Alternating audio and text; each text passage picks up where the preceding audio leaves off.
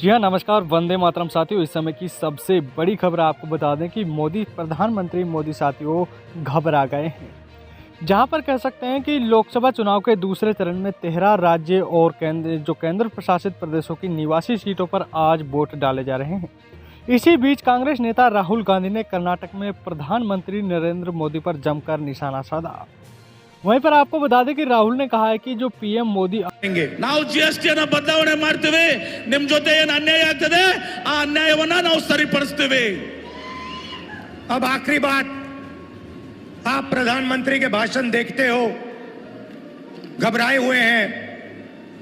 ನೀವೇನು ಪ್ರಧಾನಮಂತ್ರಿಗಳ ಮಾತನ್ನು ಈಗ ಕೇಳ್ತಾ ಇದ್ದೀರಿ, ಪ್ರಧಾನಮಂತ್ರಿಗಳು ಇವತ್ತು ಗಾಬರಿಗೊಂಡಿದ್ದಾರೆ। शायद कुछ ही दिनों में स्टेज पे आंसू निकल आए। ಸ್ವಲ್ಪ ದಿನಗಳ ಮೇಲೆ ಅವರು ಏನು ಸ್ಟೇಜ್ ಮೇಲೆ ಬರ್ತಾರೆ, ವೇದಿಕೆ ಮೇಲೆ ಬರ್ತಾರೆ, ಬಹುಶಃ ಅವರಿಗೆ ಕಣ್ಣಲ್ಲಿ ನೀರುಗಳು ಬರ್ತವೆ। 24 घंटा आपका ध्यान इधर उधर करते रहते हैं। अपने भाषणों में बहुत घबराए हुए लगते हैं और शायद कुछ ही दिनों में मंच पर उनके आंसू न निकल आए। कर्नाटक के बीजापुर से एक रैली को संबोधित करते हुए राहुल गांधी ने कहा कि प्रधानमंत्री मोदी ने सिर्फ 20 से 25 लोगों को अरबपति बना दिया है, जहां पर देश की सारी संपत्ति उन्हें दे दी है। और उन्होंने एयरपोर्ट, बिजली खदान, सोलर यानी कि विंड पावर, डिफेंस सेक्टर सब कुछ अडानी और उनके जैसे अरबपतियों को सौंप दिया है, लेकिन गरीबों को कुछ नहीं दिया है। और उन्होंने कहा है कि अग्निवीर योजना लाकर युवाओं से सेना की नौकरियां छीन ली। साथियों, इसके बारे में हमें कमेंट में आप ज़रूर बताएं कि साथियों ये सत्य है या फिर गलत है। आपको बता दें कि कांग्रेस नेता ने कहा है कि कर्नाटक में कांग्रेस पार्टी ने जो भी गारंटियाँ दी थी उसे कह सकते हैं कि उसे पूरा कर दिखाया है। और आपकी तालियां इस बात का सबूत हैं कि पूर्व कांग्रेस अध्यक्ष ने पीएम मोदी पर ध्यान भटकाने का आरोप भी लगाया है।